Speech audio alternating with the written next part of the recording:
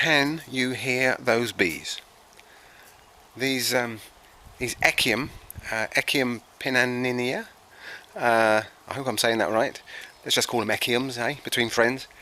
These Echiums are smothered in kind of lilac-y blue, pale blue flowers that are being harvested by lots of very, very happy bees. I don't know if you can see them, I don't know if you can hear them. All the way up there. Look at them. They are loving it. So I started kind of growing Echiums about 15 years ago actually, and they can be a little bit tricky in the UK. They need to have a sunny, well-drained spot. They actually thrive in fairly poor soils. Yeah, sandy, well-drained, stony soil. If you go to the Channel Islands or along the south coast, you'll see these things growing like weeds, and further south again in the Scilly Isles and the Canary Islands, these things grow wild there, and they've become quite popular in the UK. And once you've planted one and managed to get it to flower, you normally have to wait 2 years. It's in the second year that you get the flowers on them. Once it's flowered, it will drop. It'll deposit. It will bless you with hundreds and hundreds and hundreds, nay thousands of seeds that will cause Echium seedlings to sprout up everywhere. And then it's up to you how many you allow to remain. So here's two that we have come up as weeds in this little raised bed here, and we've allowed them to grow. That one has kind of branched out to produce 2 flowering shoots, and they must be 3 meters high and still growing. We're only in May at the moment. These things will keep on extending right through into June, and they keep flowering right through until the autumn sometimes.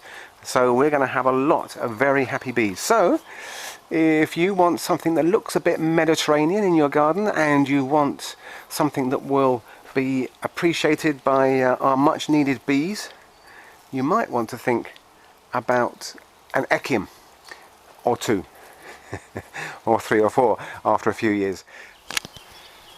So that's the kind of the second, maybe third year, probably the second year of growth when it produces the flowers. Just over here we have some 1-year-old plants. So this is kind of almost like a perfect spot for them, up against the wall of this building, so that they get a bit of warmth through the winter, radiating out from that wall that gets the sun through until, well, it's 3:30 now. So what we'll do is we'll let those grow. There's quite a mature one there. It's going to get probably up to about this sort of height here. That's what's at about 4 foot, 1.25 meters by the end of this year. And then we'll just watch them over the winter. Hopefully, if we get a mild winter, they'll be fine. If we get some very cold weather, then we might have to kind of drape some fleece. Horticultural fleece is what we call it here in the UK. Very, very thin kind of woven blanket that we can just drape over here. We might have to put a couple of bamboo canes in to support that fleece, tie it in at the bottom, and that you can also get them kind of manufactured to kind of slip over like a plant jacket, to slip over that plant and keep the worst of the frost off. Occasionally the winter is so hard that we lose them, and that's just the way it works when you're trying to grow tender plants here in a country like the UK with quite variable weather. So that's kind of 1 year on, and just down here you can see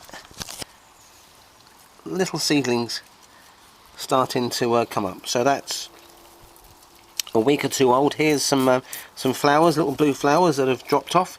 So that's the way it works. There'll be seeds amongst them which will germinate next spring. So here's some that's just a week or 2 old. Here's some that are about a year old, and there's the mother.